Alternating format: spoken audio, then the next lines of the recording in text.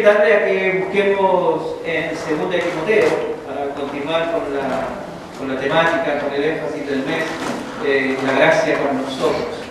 Y dediqué 2 domingos a tomar de la Escritura esa expresión tan recurrente en las fiestas navideñas, como ese nombre maravilloso que nos es entregado en la palabra, como es Emmanuel, que significa Dios con nosotros.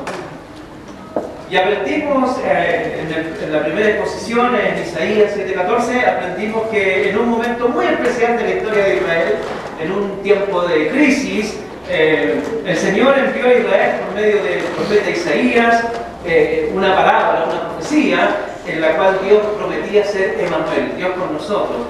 Y esa profecía se encontró con un rey que se llamaba Acaz, un rey lamentablemente poco espiritual, poco consagrado, poco entregado, un rey desconfiado, un rey temeroso, un rey incrédulo.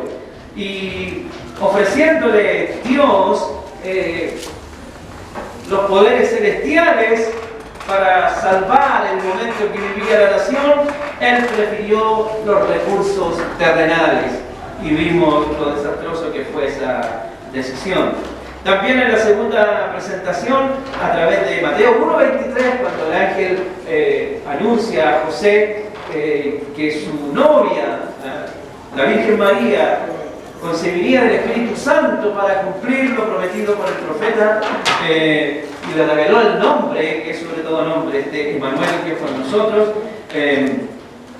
que pudimos desentrañar de la cantera de bendiciones que es la palabra del Señor, que ese nombre Emmanuel nos daba una revelación extraordinaria, que significaba que ese testimonio no solamente nos habla de un Dios existente, sino que también es la garantía de un Dios presente, y obviamente es algo maravilloso. Pero vamos a buscar ahora, por medio del testimonio del apóstol Pablo a Timoteo, algunos elementos de lo que significa en la práctica que Dios esté con nosotros. Es difícil en una sola exposición, en un solo sermón, abarcar todo lo que esta bendición implica, pero bueno, haremos el esfuerzo de presentar una o dos o tres cosas importantes que en la práctica comprueban que efectivamente Dios está con nosotros. Así que en 2 Timoteo, capítulo 1, del versículo 6 al 10, dice la Escritura: por lo cual te aconsejo que avives el fuego del don de Dios que está en ti por la imposición de mis manos. Porque no nos ha dado Dios espíritu de cobardía, sino de poder, de amor y de dominio propio.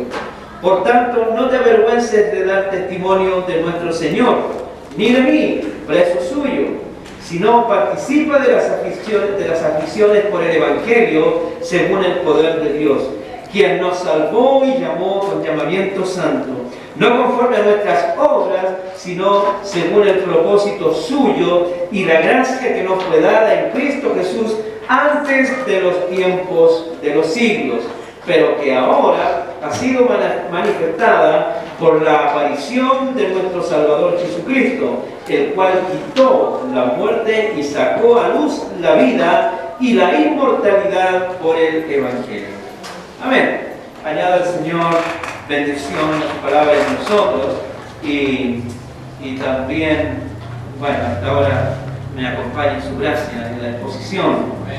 En estas palabras el apóstol Pablo, aconsejando a Timoteo,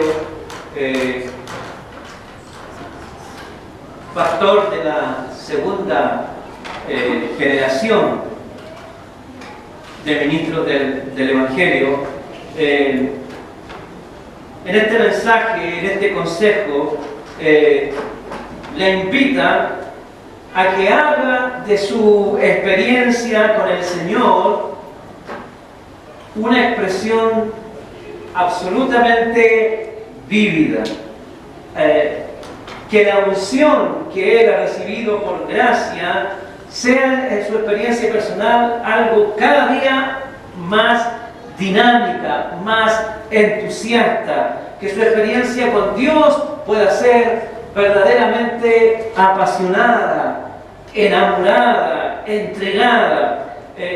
Las expresiones que usa Pablo ahora en NBI para nuestra ilustración, dice: por eso te recomiendo que avives la llama del don de Dios que recibiste cuando te impuse las manos. Y esta expresión, por eso te aconsejo, se está refiriendo a los versículos anteriores en los cuales él le recuerda que tiene una buena base en su fe. Pablo dice en los primeros versículos 3 y 4 que él recuerda en Timoteo una fe especial que le fue transmitida, una fe en la cual él ha recibido herencia.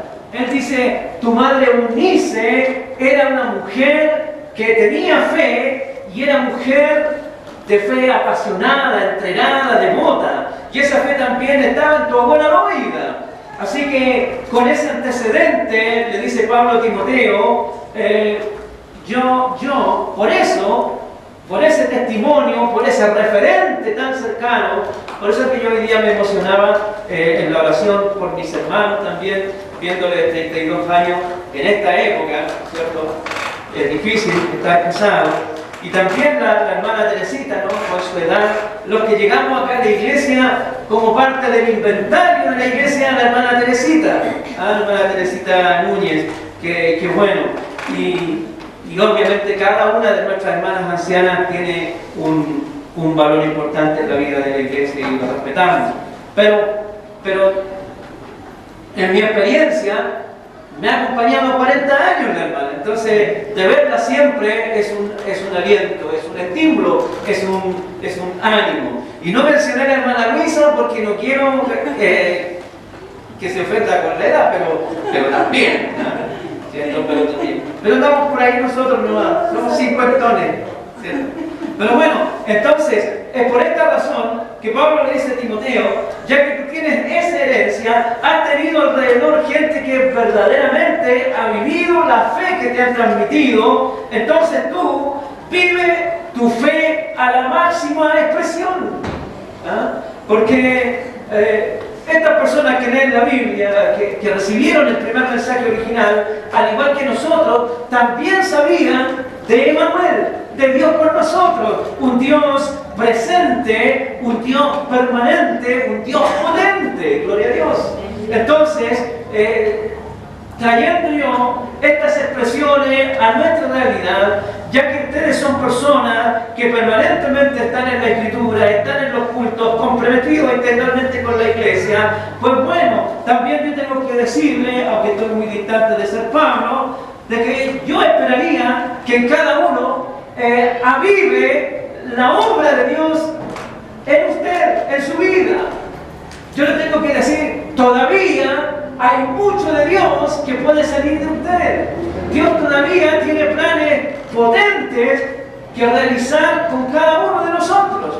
Pero para eso, dice el Señor, los necesito más vivos, más proactivos, más dinámicos. Los quiero ver más hambrientos, más sedientos de la fe, de la palabra, de la convivencia, del congregarse, de disfrutar la alabanza, de aportar con cariño, con generosidad, etcétera, etcétera. Quiero verlo en una fe realmente dinámica, explosiva. En el libro de los Hechos, en el capítulo 1, el Señor Jesús les dijo: pero recibiréis poder cuando haya venido sobre vosotros el Espíritu Santo, y con ese poder me seréis testigos donde quiera que yo los necesite. Y ahí el escritor Lucas ponía: recibiréis poder, usaba la palabra recibiréis dunami, que es de donde viene la palabra dinamita. Dice, porque ustedes, si se ponen en las manos del Señor, serán dinamita de Dios para la salvación en sus familias, en la sociedad que viven en el mundo. Entonces el apóstol Pablo nos dice, y yo en esto hago nexo, hago puente con el énfasis del mes, Y si Dios en realidad, si Dios de verdad, si Dios efectivamente está con nosotros, entonces debemos ser capaces de manifestar una fe todavía mucho más viva, conforme a la palabra del Señor. Y la palabra fe viva significa una vida comprometida, una vida fiel, una vida honorable, una vida honrada, una vida moral y sobre todo una vida sacrificial por causa de la obra del Señor. Así que en estos primeros versículos Pablo exhorta, entrega estas palabras de consejo a Timoteo y lo invita entusiastamente, insistentemente a que su fe sea una experiencia que lo ponga a él en movimiento. Filipenses 2:12 dice que nuestra fe en el Señor debe manifestar temor y temblor, que en la Biblia significa reverencia y acción. Hoy yo debo saber que estoy haciendo algo a causa del nombre de Dios. Y esto va a ser algo a la causa de Cristo, no tiene que ver con la caridad, no tiene que ver con lo que damos generosamente, tenemos la libertad y obligación de hacerlo, pero ocuparnos de la salvación con temor y temblor significa simplemente hablar de que Cristo es Señor y Salvador. Hablar de lo medular, hablar de que primeramente hay que buscar el reino de Dios y su justicia y que Él ha prometido que lo demás vendrá por añadidura. Pero en eso tenemos que ser fieles. Pablo invita con este esfuerzo, con esta dinámica, con esta explosión de incitación a que permanentemente Timoteo se examine y diga, bueno, si yo creo tanto de Dios, de verdad, debe quedar todavía mucho pendiente que aún no se está manifestando. Porque la unción recibida, es lo que le está diciendo Pablo a Timoteo, es de otro mundo. A nosotros nos ha bendecido el Dios del cielo. Y el poder que tenemos viene del cielo. El carácter que tenemos viene del cielo. La esperanza que tenemos viene del cielo. La fe que tenemos viene del cielo. El ánimo que tenemos, todo viene del cielo. No hay ninguna herramienta humana que nos ayude a hacer la voluntad de Dios. Solo el Espíritu Santo que permanentemente nos estimula a que hagamos su voluntad. Dios tenga misericordia. Así que, en realidad, este pensamiento sí es verdaderamente revolucionario. Cuando el apóstol Pablo le dice, ya que tienes esta herencia, este testimonio, él dice, por eso te recomiendo que avives. Este avive del apóstol Pablo a Timoteo es un poco condescendiente. En el original, lo que en realidad está diciendo, lo que se espera de un hombre con esta herencia, con este estímulo, es que sea, en cuanto a la fe, más expresivo. Y cuando digo hombre, hablo en términos genéricos, me refiero a hombres y mujeres, cristianos y cristianas. Si realmente nosotros hemos puesto toda nuestra fe, toda nuestra confianza y le hemos entregado nuestra vida al Señor, sin duda que esa entrega nos va a poner siempre en movimiento. Él necesita, sí, buena voluntad para que Él haga con nosotros lo que se ha propuesto. En un sentido, Dios con nosotros significa la certeza de que Él obra en nuestras vidas, que Él gobierna nuestro sentir, nuestra pasión, nuestra emoción. En realidad, la más grande satisfacción de nuestra existencia es que Él haga en nosotros su voluntad. Verdaderamente comprobar que la muerte de Cristo en nosotros no ha sido fallida, sino que ha sido efectiva y que nosotros somos el máximo o la máxima publicidad, la máxima propaganda de que efectivamente Jesucristo es el Señor y el Salvador del mundo. Dice la Escritura en Romanos, capítulo 8, que hay un libro que se llama Libro de los Romanos y tiene un capítulo 8, y en los versículos 31 y 32 dice el Señor, 30 al 32, dice, a los que Dios predestinó, nosotros, también los llamó a nosotros. Y a los que llamó, o sea, a nosotros, también los justificó a nosotros. Y a los que justificó a nosotros, también los glorificó a nosotros. Mire todas las bendiciones que hemos recibido desde el cielo. Entonces, dice el 31, ¿qué diremos frente a esto? Si Dios está de nuestra parte, ¿quién puede estar en contra de nosotros? El que no escatimó ni a su propio Hijo, sino que lo entregó por todos nosotros, ¿cómo no habrá de darnos generosamente junto con Él todas las cosas? Aquí está diciendo, si el Señor entregó el más preciado de los tesoros del cielo, que era Él mismo caminando entre nosotros, Dios el Padre entregó a su Hijo, Dios el Hijo, en propiciación por nosotros. Si nos dio el tesoro del cielo, ¿cómo Él no será capaz de darnos todo lo secundario? Si nos dio lo principal, también nos dará lo secundario. Cuando nosotros nos dedicamos a lo principal, lo secundario cae solo. Bendito sea el Señor. La Escritura dice que Dios no pone bozal al buey que brilla. Eso significa ministro que le sirve, Dios le bendice. Ministro que le sirve, Dios le bendice. Padre que se esfuerza en su familia por todo lo que es material, pero que también se esfuerza por todo lo que es espiritual, Dios lo bendice. Bendito sea el Señor. Por eso que nuestra experiencia con Dios, Dios con nosotros, tiene que ser cada día más efusiva, más entregada, más dedicada. Que el gloria a Dios, que el amén, que la bendición, que el reconocimiento, que el aleluya fluya libremente y con facilidad, porque cada vez que miramos a Dios nos hacemos a un lado porque viene otra bendición cayendo sobre nosotros. Amén. Así es. Ahora, Pablo exhorta a Timoteo a que demuestre a Cristo en su vida, pero no solo en su vida ministerial, sino que toda su vida es el ministerio. Así usted a lo mejor dice, bueno, yo no fui ordenado pastor, ni he sido ordenado diácono, pero nosotros somos, en el nombre del Señor, y creemos en el sacerdocio universal del creyente, todos nosotros somos testimonios de Cristo, partiendo en nuestra familia y al mundo. Lo primero es que ellos tienen que ver al Señor en nuestra moral, en nuestro actuar, en nuestra vida diaria y esperar el momento oportuno. Astutos como serpientes, pero mansos como palomas, para saber en qué momento atrapar con la palabra del Señor. Pablo exhorta entonces a Timoteo, como lo exhorta a nosotros, a que demostremos a Cristo cabal e integralmente en toda nuestra vida.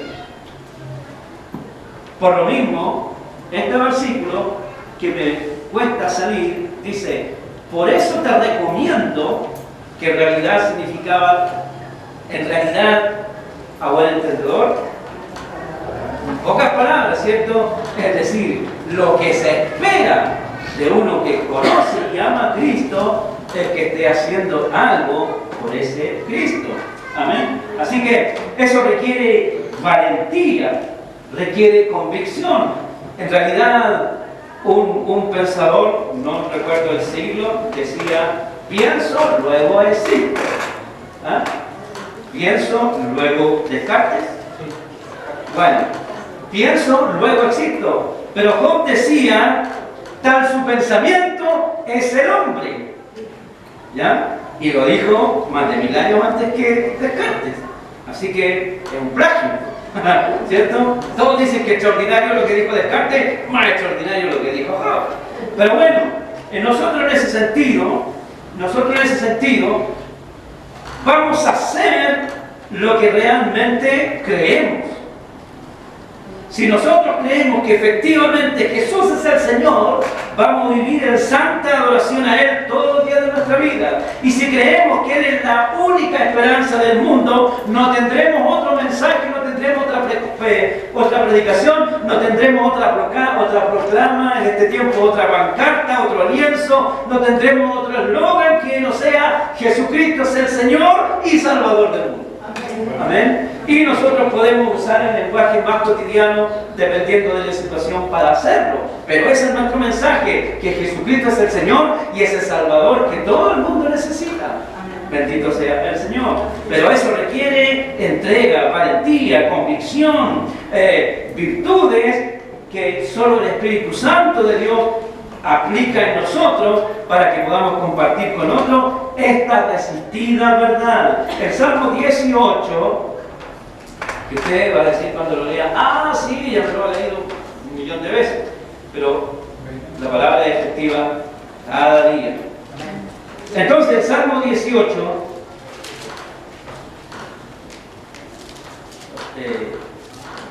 el Salmo 118, que también está en la Biblia, dice así, versículos 6 al 8. El Señor está conmigo y no tengo miedo. ¿Qué me puede hacer un simple mortal? El Señor está conmigo, Él es mi ayuda. Ya veré por los suelos a los que me odian. Qué tremenda palabra. ¿Sabe qué? En el mundo hay odio hacia el Evangelio. Y tenemos que aprender a vivir con esa realidad. Pero vamos a responder con firmeza, con entrega y sobre todo con amor. Una oficina de CLC, la Cruzada de Literatura Cristiana, fue vandalizada en México solamente porque ahí hay literatura que enseña el plan de Dios para el hombre y la mujer en el mundo. Pero dice la Escritura, sí, esto de llevar una vida cristiana consecuente eventualmente nos va a ir poniendo en apuros, pero es ahí donde tiene que aflorar nuestra convicción, nuestra valentía. Realmente Dios con nosotros significa Él va a estar cuando de verdad lo necesitemos.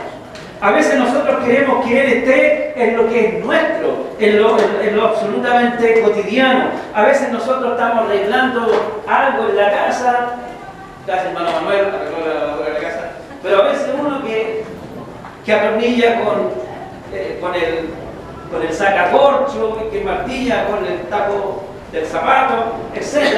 A veces estamos tratando de hacer algo y no nos resulta, Señor, ayúdame. No llame al Señor para eso. A veces nosotros nos pierden las llaves. Ay, Señor, ¿dónde dejé las llaves? Pero no es para eso que el Señor está con nosotros. El Señor está para lo medular, para lo potente, para cuando por causa de su nombre pongamos en peligro la vida. Ahí, ¿cierto? Para las cosas importantes, vamos con el Señor cuando vamos a la entrevista de trabajo, porque esa puede ser la puerta que el Señor va a usar para la bendición económica personal y la que también va a bendecir a su obra, etc. El Señor va con nosotros cuando decimos, Señor, voy al electrocardiograma, etc. Voy en tu nombre, acompaña. Para eso sí, pero en lo cotidiano no. Pero generalmente para lo potente no involucramos al Señor, pero para lo cotidiano ahí sí aparece el Señor. Tenemos que tener mucho cuidado con eso. Por eso el Salmo 17:18 dice que el Señor está con nosotros, pero para lo difícil, para lo que podemos hacer nosotros, Él nos deja que lo hagamos solo, resulta o no resulta. Pero para lo potente, para lo que pone en juego la vida, ahí sí el Señor dice, estoy con nosotros. Porque una vez un joven llegó y lo vi muy triste, rompiendo un boleto de boya, o lotería, o lo que haya sido en esa época, un raspe, no sé. Y estaba triste, entonces yo pensé que el Señor podía usar esto para solucionar mis problemas. Ahí el Señor no va a actuar, esa oración no la va a escuchar. ¿Ah? Aunque Él me dijo que si se lo ganaba, había prometido dar el tiempo. Ahí no se podía. No, Dios no hace eso, es imposible.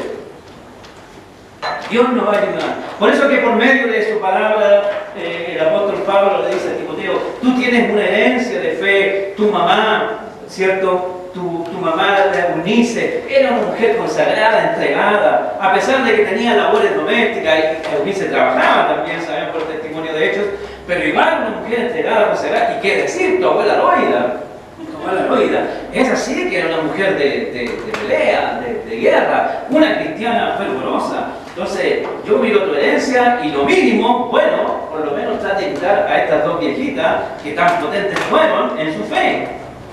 Ahora nosotros podemos mirar la historia de nuestra iglesia y yo digo, permanecer 40, 50 años en una misma iglesia con los idas y venidas que tiene la iglesia, hermano, es un acto de fe.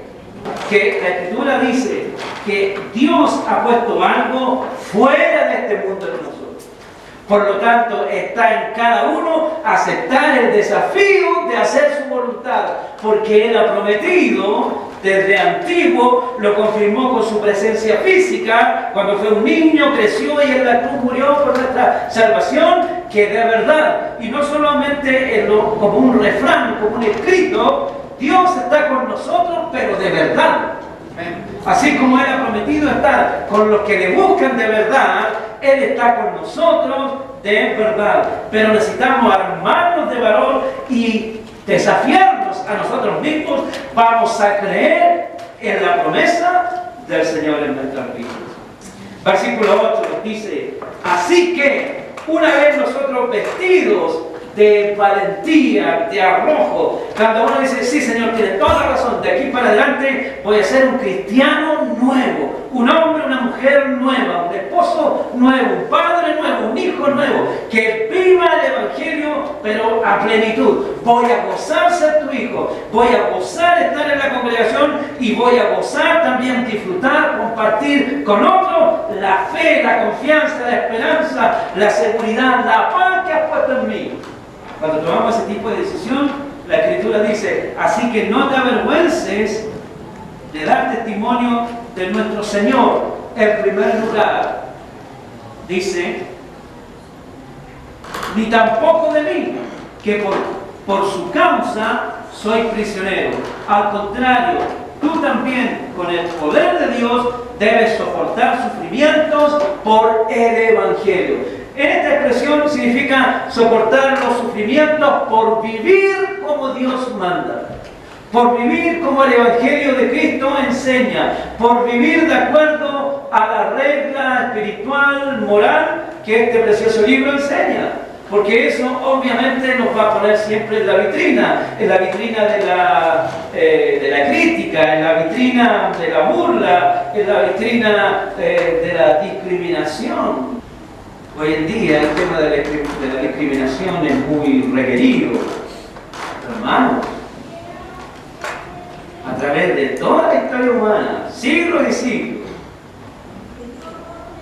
si alguien ha sido discriminado, es aquel que busca hacer la voluntad de Dios y de vivirla conforme a cómo su voluntad está expresada en su santa palabra de la Biblia. No estamos hablando de los padres Píos, ni de Alberto Hurtado, ni estamos hablando de Mahatma Gandhi, ni del Dalai Lama, ni del Che, etc. Estamos hablando de hombres comunes y corrientes que han entregado su vida a vivir como Dios manda. Esos son los que verdaderamente han sido discriminados, abusados, asesinados. Nosotros estamos en contacto.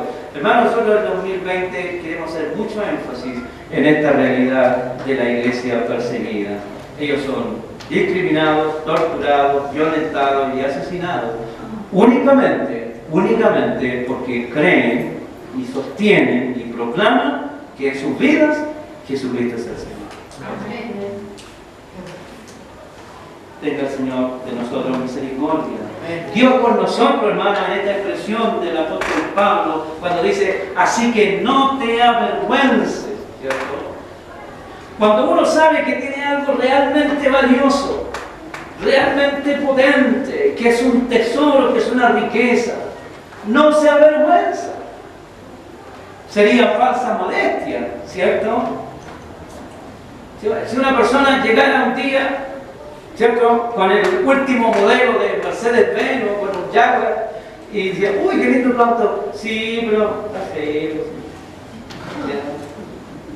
No, me fui de vacaciones a Cancún, pero no, es feo. Yo no le creo. Yo tampoco. Amén. ¿Cierto? Pero es verdad, dice el Señor, si uno realmente tiene algo que es valioso y que lo estima y que sabe que es potente en su vida, que es una verdad, que es una realidad, verdaderamente vivimos reconciliados con Dios, eso no es motivo de vergüenza ni de orgullo, pero sí de gloria. Esa es la palabra que el apóstol Pablo decía: si alguno se gloría, gloríese en el Señor. Si algo somos por la gracia de Dios, decía, por la gracia de Dios soy lo que soy. Amén. Es decir, si nosotros tenemos algo, si tenemos, todo es por la gracia de Dios, pero eso no debe avergonzar. Algunos dicen que yo soy evangélico. No, yo no soy evangélico. No, somos cristianos evangélicos, amamos a Dios, Él es el Señor de nuestras vidas, creemos en el Espíritu Santo, cantamos y levantamos las manos, de repente nos damos una pequeña vuelta, así como que no quiere la cosa, pero que somos canutos, somos canutos. Es verdad. Y no nos da vergüenza decir que Jesucristo es el Señor y es lo que usted necesita en su vida. Por eso Pablo decía: Dios con nosotros es un estandarte, es un grito de guerra, es una arenga. Leíamos en el Salmo: si Dios es con nosotros, ¿quién contra nosotros? En Éxodo capítulo 17, 15, y mire cómo el Señor es de bueno. Cuando la hermana Caro inició el devocional, ¿cierto? Nos puso un video donde se nos mostraba lo que es la realidad de Cristo en nosotros. Y lo que quiero compartir con ustedes ahora, que está en Éxodo, capítulo 17, versículo 15, a mí me impacta esa imagen, ¿cierto?, de la cruz en el monte de Dios. Dice el versículo 15: y después de la guerra con Amalek, Moisés edificó un altar y llamó a aquel lugar Jehová Nisí. En el hebreo dice: Moisés edificó un altar y lo llamó el Señor es mi estandarte. Amén. Y yo sé que todos conocen la historia, pero por si acaso les recuerdo, cuando el pueblo de Israel, antes de cruzar el Jordán, se encuentra con Amalek, un pueblo poderoso en guerra. Dice la Escritura que Dios le ordenó a Moisés que llevara al pueblo a la batalla y que levantara sus brazos en señal de victoria. Pero como ya estaba viejito, pronto a los 120 años, se le cansaban sus brazos. Y cuando sus brazos decaían, el enemigo empezaba a ganar. Pero cuando levantaba los brazos, Israel prevalecía. Pero vinieron dos colaboradores que le levantaron las manos y desde el monte el pueblo miraba, y que es lo que veía, solamente la silueta de una cruz victoriosa.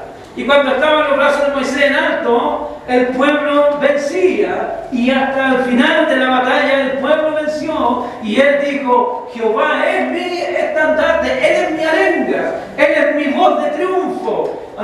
Así como el corazón valiente, ¿cierto? William Wallace dijo: libertad. Nosotros decimos: Jesucristo, Él es el Señor, Él es nuestro estandarte, esa es la bandera de nuestro triunfo. Por lo tanto, Dios está con nosotros y Él va al frente en todas nuestras batallas. Dios está con nosotros. El versículo 9, Primera de Pedro, capítulo 5, versículo 8 al 11, le dice: ya no Pablo, porque está en el cielo, no le dice a Timoteo, porque Timoteo está en el cielo. Así que aquí en este templo está el Señor y nosotros. Amén. ¿Cierto?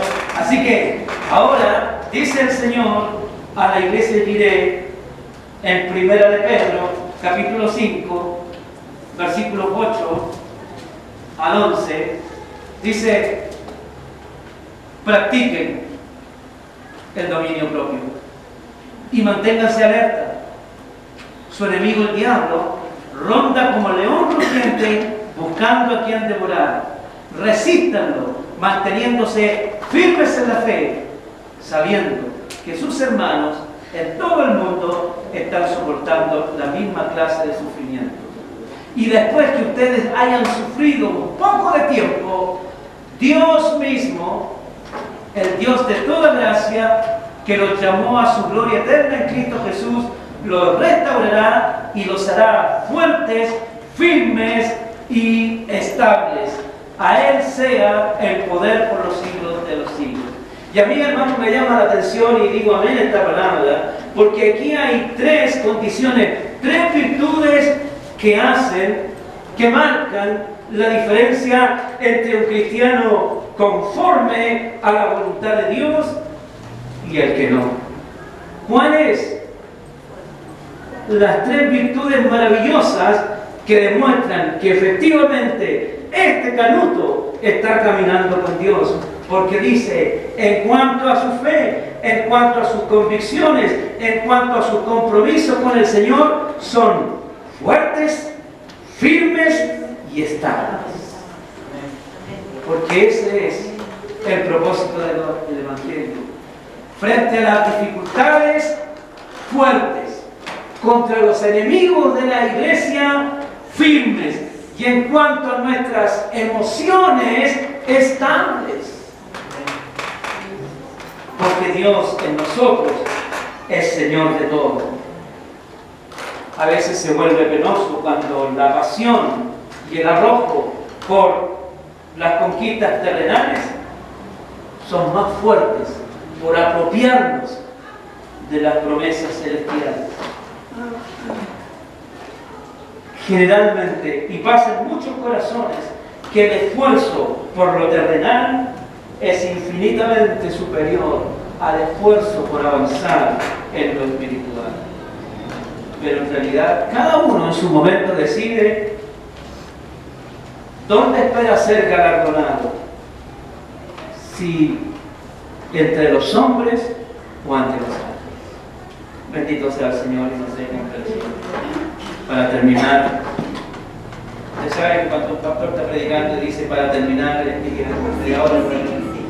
pero dice la Escritura en los versículos 9 y 10, volviendo al testimonio de Pablo a Timoteo, del Señor a la iglesia, y ahora 9 y 10, dice, pues Dios nos salvó y nos llamó a una vida santa, no por nuestras propias obras, sino por su propia determinación y gracia. Nos concedió este favor en Cristo Jesús antes del comienzo del tiempo y ahora lo ha revelado con la venida de nuestro Salvador, Cristo Jesús, quien destruyó la muerte y sacó a la luz la vida incorruptible mediante el Evangelio. Sin duda que la muerte es el más grande de los temores humanos, pero bendito sea el Señor. Él ha arrebatado el poder de la muerte sobre los hombres. Tanto es así que en su voluntad y en su plan es posible que algunos ni siquiera conozcamos la mente y pasemos del cuerpo mortal instantáneamente a cuerpo celestial, de mortal a inmortal. 1 Corintios 15. Es una locura maravillosa. Ojalá me pasara a mí. Pero yo viendo las circunstancias, pues le pasa al Chaquito y a José Pedro y a Carissa, que otro día decir al Luciano, al Matías, porque el Señor viene. Sí. Y muy pronto. Amén. Pero dije para terminar, recordemos lo que el Señor nos dice aquí en su palabra. Dios abrió paso desde el cielo y habitó entre nosotros. Lo revela doctrinalmente el apóstol Juan, capítulo 1, versículo 14. Que el Señor habitó, caminó entre nosotros. Jesús es la gracia por nosotros, la gracia encarnada. Salvó y llamó. La acción de Dios con propósito. La salvación empieza en la eternidad y nos proyecta hacia la eternidad. Queridos hermanos, no quiero que sean así, porque hay gente que se siente tan poca cosa en el mundo que necesita adrenalina para encontrar sentido a su vida. Nosotros no necesitamos adrenalina, necesitamos fe, confianza en el Señor. Hermanos, nuestra existencia está contenida en Dios y en sus propósitos. Su propósito debe impregnar toda nuestra experiencia. Penas y alegrías tienen sentido real y profundo.